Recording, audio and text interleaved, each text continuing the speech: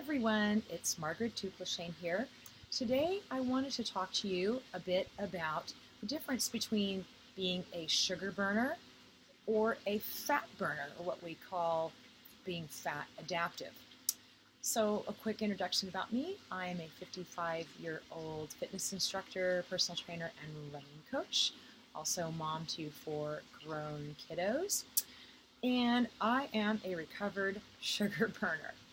So I'm going to take you back a little bit and what it's like to be a sugar burner, and you can kind of see if this sounds like something familiar to you.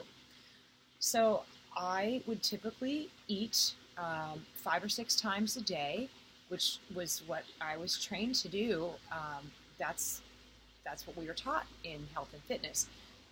Wake up, have breakfast, have a mid-morning snack, eat again at lunch, eat another snack, eat dinner, and also very possibly have some extras in there depending if I was running a lot or teaching a lot of classes. It wouldn't have been uncommon for me to also have, before runs, during runs, maybe some of those gels or goos,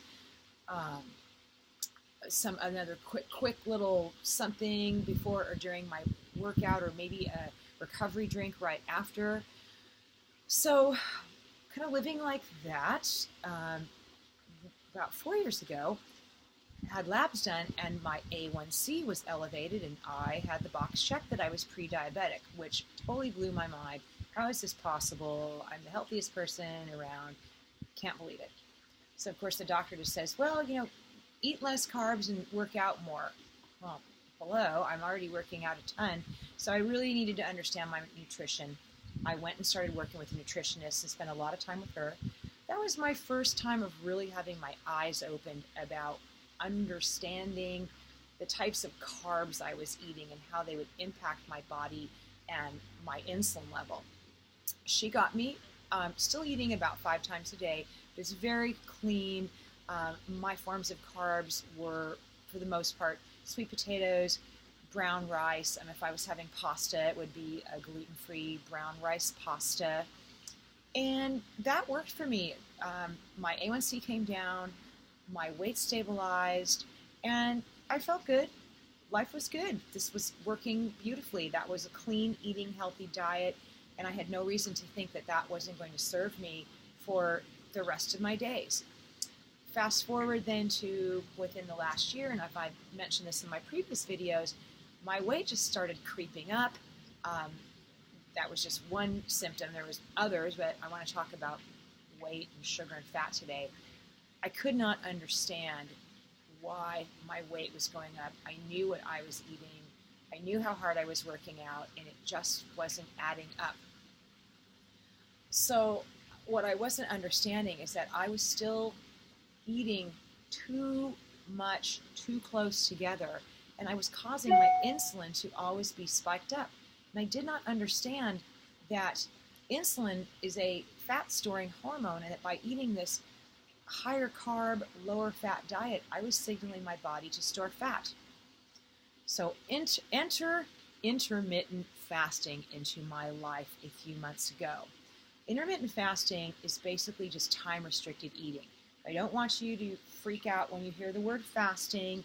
It just means spending more hours of your 24-hour period in a non-fed, a fasted state, as opposed to a fed state. But before I talk about that a little more in depth, I want to take you back down memory lane. Most of you that are following me are probably close in age to me, where you were going to school in, like, say, the 60s or the 70s. That was your growing up years. And think back. We mostly ate breakfast, lunch, and dinner. We weren't getting fed 5 or 6 times a day. Think about when you came home from school and you told your mom that you were hungry and you wanted something to eat. 90% of the time, she said, no, you're going to spoil your dinner. We didn't get to eat all these snacks all the time, all day, 24 hours a day. So this isn't really that shocking of a thing when I ask you to consider just compressing the time that you ate, because we kind of grew up that way. We let more hours go by in between our meals than not. So our bodies are designed to transition seamlessly between 2 states, fed or fasted. In your fed state, your glucose is high, your insulin is high, you're burning glucose, and you're storing fat. Now, when you're in your fasted state, your insulin's low, your glucose is low, your stored body fat is being mobilized and burned as fuel. So it would make sense that we want to try to spend more hours of the day in a non-fed state, in that fasted state. So again, this doesn't mean anything crazy. It doesn't mean you're going to go days on end without food. It's just looking at constricting the time. It's also having you consider eating a higher healthy fat, moderate protein, low carb diet so that you can switch from being that sugar burner that constantly is hungry, that is looking at your watch at the 2.5 hour mark and thinking, I'm supposed to eat every 3 hours and I'm dying now, where's my fix? To being what we call fat adaptive, having everything in balance, letting your digestive system rest, tapping into those burned fat stores for energy, and having your weight normalize and stabilize. I was definitely that person that was a big sugar burner. I just didn't understand it.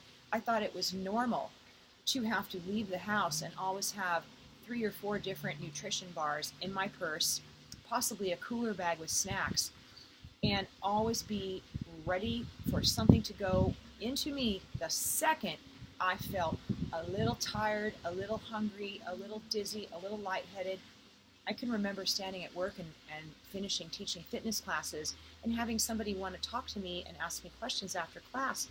And in the back of my mind, I'm thinking, oh my gosh, I hope I don't pass out right now because I haven't eaten for 2.5 hours and I just worked out. And if I don't get home and get food in me in a second, I'm going to hit the deck. Well, I'm here to tell you, I don't feel like that anymore. My blood sugar is level. I don't have those up and down fluctuations. Everything's stable and my weight is stable and I'm not stressing about it for the first time in a long time. So this is, again, just skimming the surface, but I wanted to give you a little bit more information after I brought up my video last week offering a course in how to properly intermittent fast. Wanted to give some more details if anybody was a little confused. Hopefully this kind of explains a little bit better. If you are interested in going step by step and learning how to properly do this so that you are safe and comfortable with the process, I have a course starting on July 31st. You can email me, margaretduplashane@gmail.com, and I will give you the details. All right, everybody have a great rest of your day, and I'll see you soon.